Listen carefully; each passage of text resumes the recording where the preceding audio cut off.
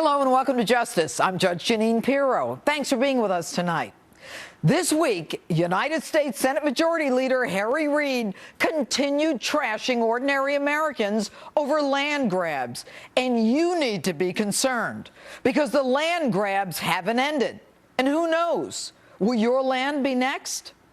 You know, Reid labeled opponents of his federal land grab domestic terrorists. This after calling terminally ill cancer patients who say that they've lost their doctors liars, and calling a prominent family that builds hospital wings, schools, and gives away hundreds of millions of dollars to charity un-American.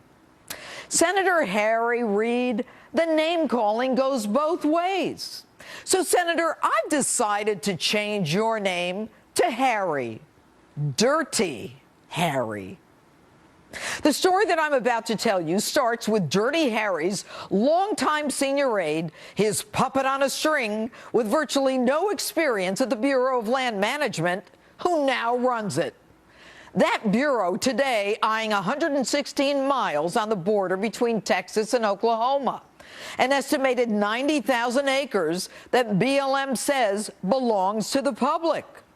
So what's behind these land grabs? Are they really about protected animals like tortoises and owls? Or might Dirty Harry be up to something more sinister? Now, the state of Nevada is essentially desert.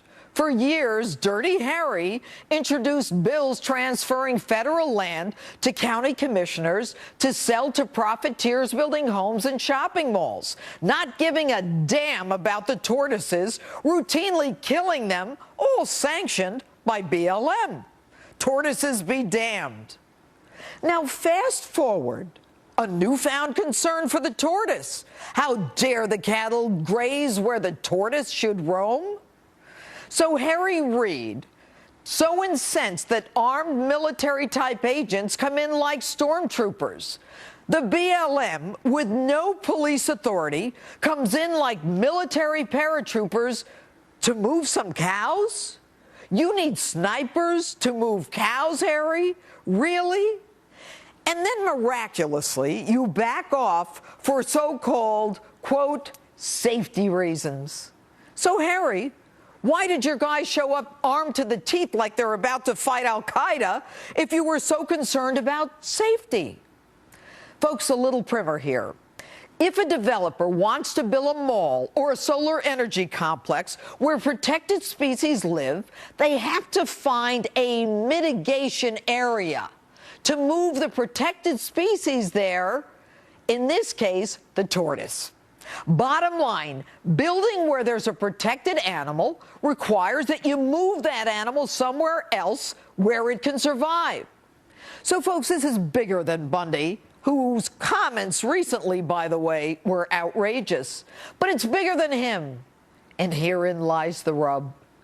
Dirty Harry's son-in-law is in a firm that represents a Chinese company that wants to develop the largest solar energy complex in America, in, guess where?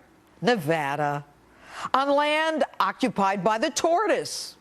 On land that Harry Reid's son helped locate for the Chinese and helped them purchase at well below market value. Appraisal? Between 28 and 36 million. Purchase price? 4.5 million. Now, Dirty Harry himself is pals with the owner of that Chinese company, energy tycoon Wang Yuso, who hosted Dirty Harry in China and who Harry featured at one of his events. How to seal the deal? Get rid of those pesky tortoises. Query: where should the Chinese put the tortoise? Harry and his puppet have an answer. Harry proposes a mitigation area. The BLM, Bureau of Land Management, actually posts documents on its website designating the mitigation area so that the solar power project can move forward. Unfortunately, that designated mitigation area has cattle on it. So at first blush, everyone said, no, this land grab has nothing to do with Harry's solar energy plant because that was going to be 50 miles away. But folks, it has everything to do with the land grab. The land where the cattle grazed was the mitigation area that BLM posted so that the solar power project over here could go forward.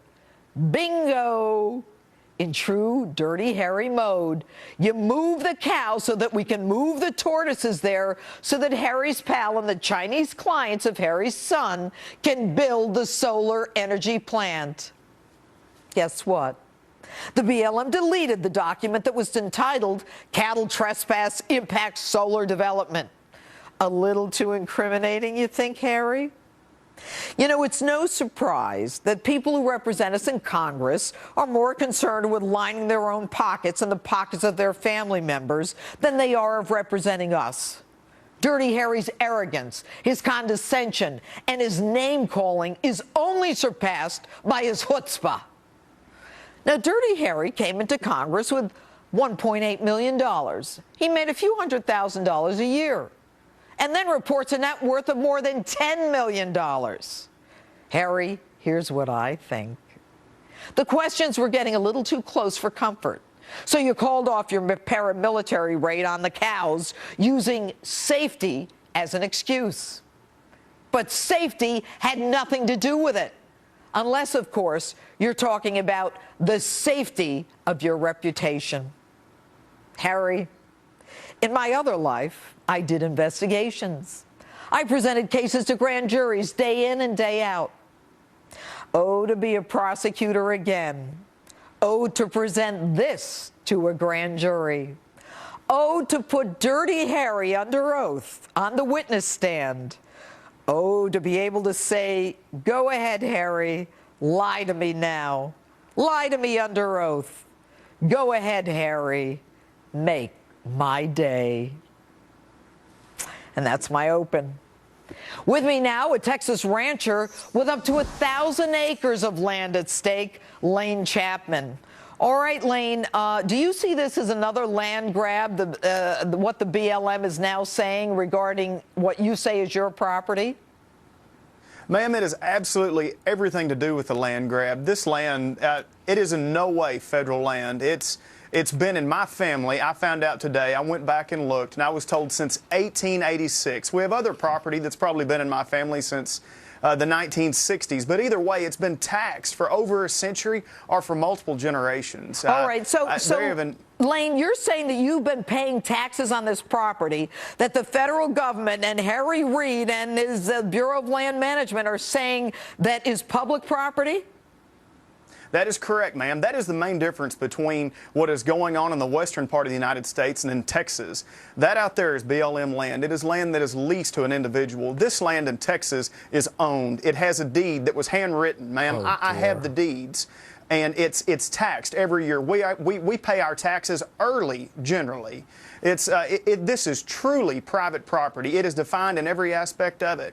Actually, even when you look what the courts have done, it's been defined. What is Texas? What is Oklahoma? In Texas, we respect the border. The border is the southern side of the water. I mean, what is the vegetation? Not sparse vegetation, but where the vegetation actually touches. Okay. And, let me just say this. What I want to do is read what the Bureau of Land Management says and get your response to it.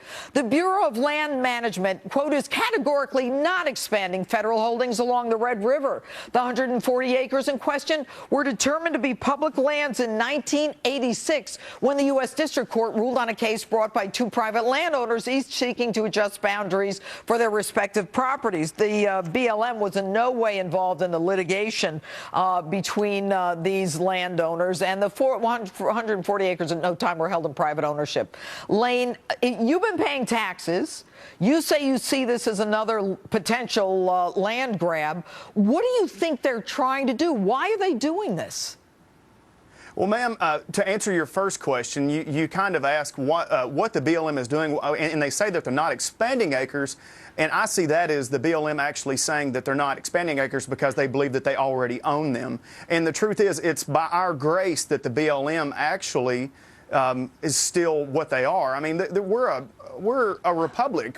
It's a government by the people, and the people support that. So they're expanding acres. They do not own those acres. Next, what could it be? It could be anything from the recreational value of it. Right now, land in Texas is not necessarily driven by production, but it's driven by the money that can be derived from what could be recreation, hunting, fishing, horseback riding, people going out on the weekends. I mean, it would be creating access to acres that they could actually benefit from. And along with that also is what is going on in the petroleum industry right now. Oil and gas, it's booming. I mean, and there's nothing that makes me more proud than seeing another oil rig stood up on the horizon, because, I mean, those are jobs for the American people.